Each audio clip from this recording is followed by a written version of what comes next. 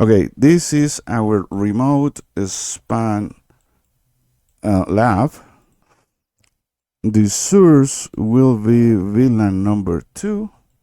We are going to capture or monitor traffic at this switch, and the destination will be this interface and this interface at this particular switch.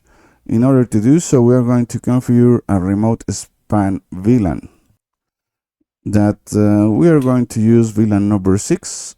We are going to create this VLAN here, here, and here, and we have to make sure that this VLAN is allowed through this trunk here and this trunk here. So let's configure that. Let's go to switch 1. We don't have anything here, so let's configure monitor session 1. The source will be VLAN 2, and within the same session number, the destination will be the remote VLAN number 6.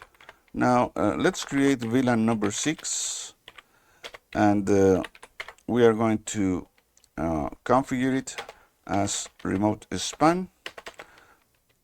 So after doing that, we can issue, for instance, show VLAN ID 6.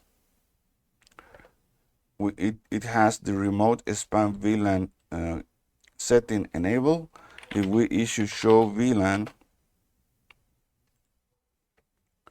we are going to see that it is listed within the remote span VLANs. We need to do that at every single switch. So let's go for switch 2, and the only thing we need to do here is creating VLAN 6,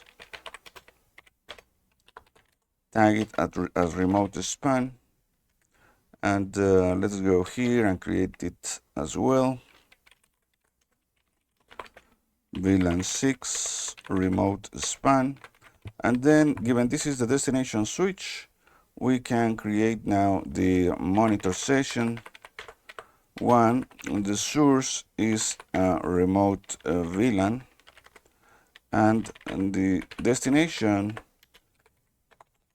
is actually interface gigabit 00 and gigabit 02.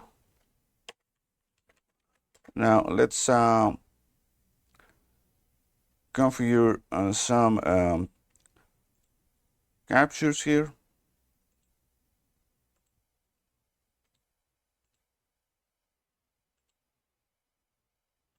So we have the capture device 1 and capture device 2, and let's do some pings. Let's ping PC1,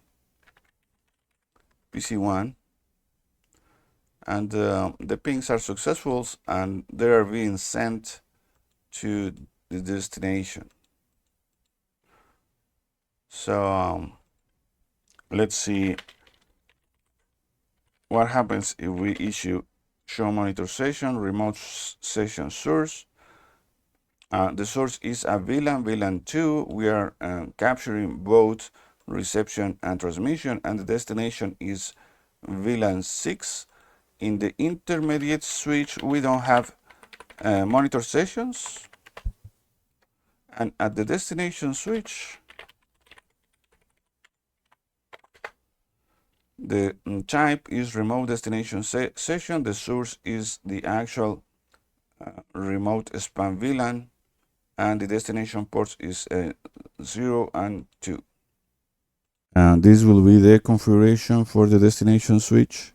This is the output for the troubleshooting command, and this is the configuration for the source switch, and this is the output for the troubleshooting command. That's it.